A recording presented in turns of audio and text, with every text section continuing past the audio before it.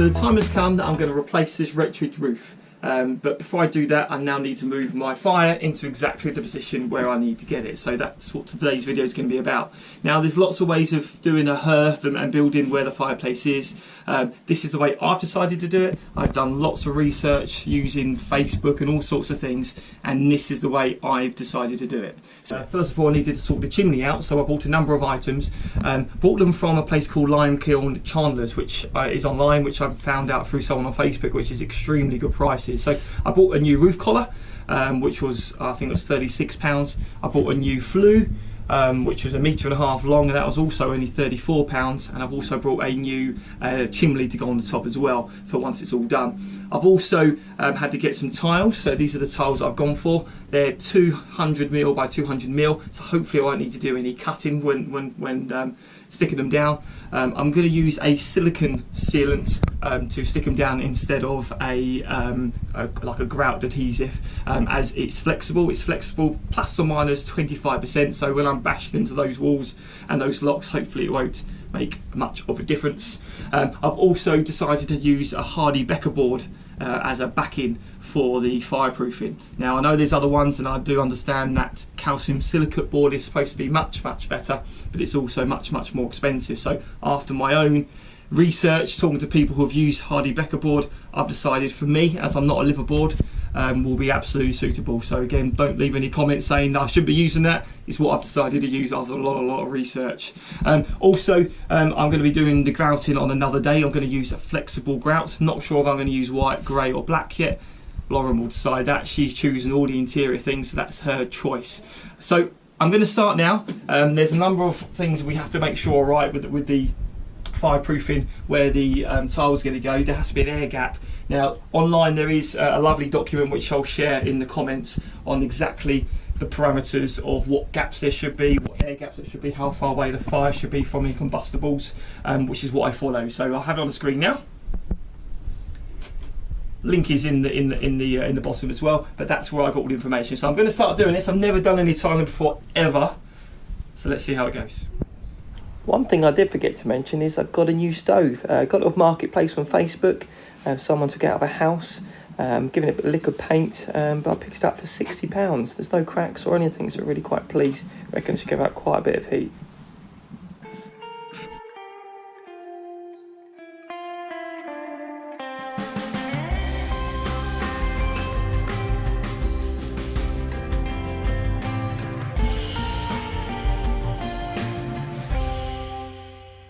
The Hardy Becker board, it comes in 12.5mm pieces. Now the thickness of the fireproof wall I need for the tiles to go on is 25mm, so I'm going to double it up to put it on. Now this stuff is kind of like a special cement board, and you're supposed to be able to cut it with a Stanley knife. Let's see how easy that is. I fear not very.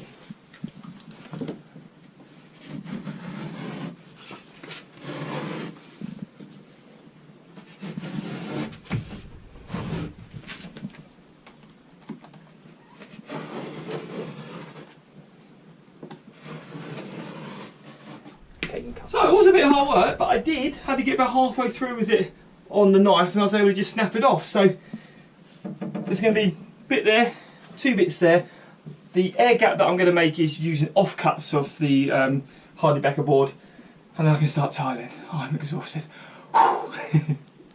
So my dad, he's kind of raging because it's not going as planned. So no, it's not. So yeah.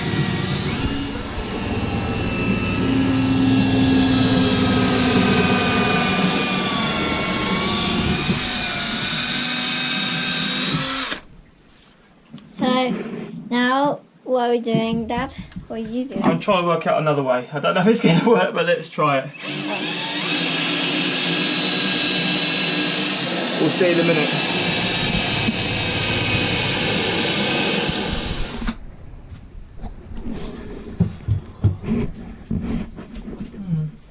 Yeah.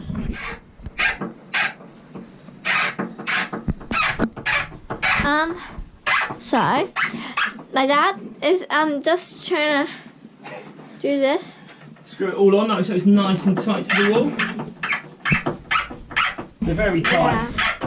But that's what we want, I suppose. It's got nice and secure. And it's been taking a while, but you know. Everything takes longer than expected with the boat. Yeah. Yeah.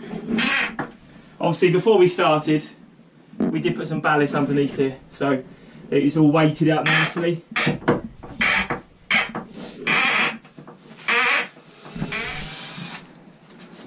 Dad, what happened?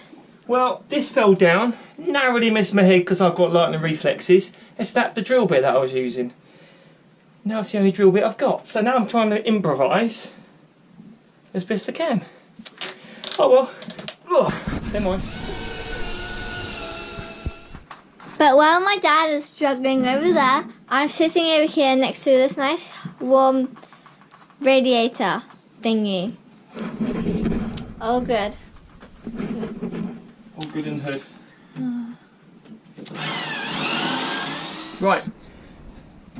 Fireproof water up, fireproof bottoms down as well. Going to place this big slab down of slate for the bottom part, and then I'm going to start tiling.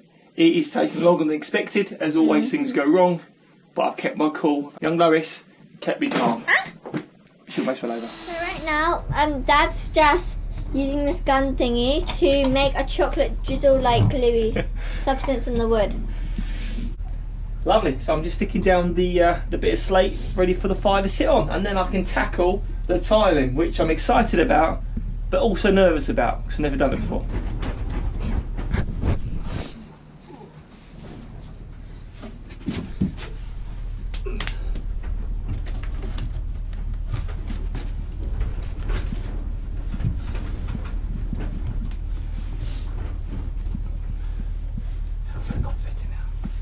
I know. So just as my dad was kind of lining them up and like seeing where they would fit, this one fell, and as you can see, oof, I've fallen. As you can see, it's you know, smashed. We're all good because we got these ones. So yeah. We did have one spare, so we're still okay. Yeah, we have one spare. 2 down. Never done tiling before, so let's see what happens with the next ones. I've got Lois supervising me, make sure I do it properly. As I said before, I'm using a flexible silicone so that when we crash, which we will, they don't fall off. They're supposed to be up to 25 plus or minus movement allowed. So fingers crossed this stuff will work. It's also will work up to the temperatures of the fire as well. So. And when you're gunning it down on the tile, you need to make sure it looks like a chocolate drizzle. That's it, yes. As Lois says, chocolate drizzle with the silicone. I may be putting way too much on, but secure. Paranoid. That's what I am.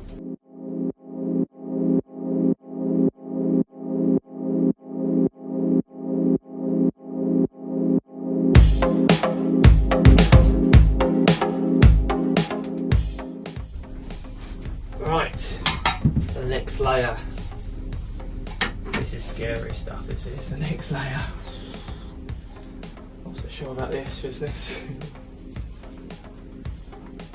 Oh no. Is that it? I'm scared for you.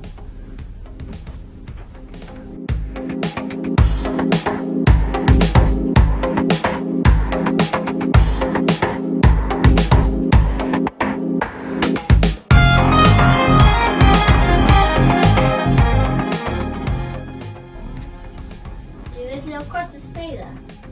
And no, we'll take them out once it's all done.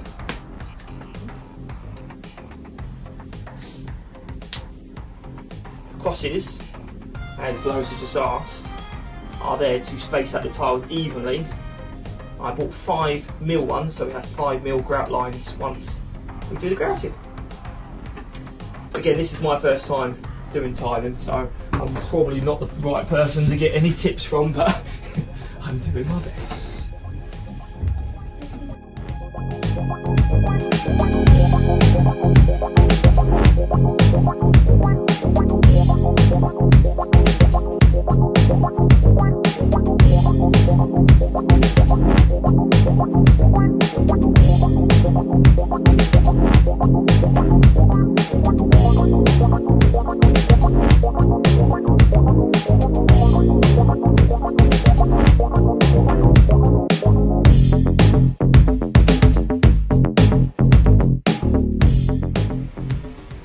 2 rows done.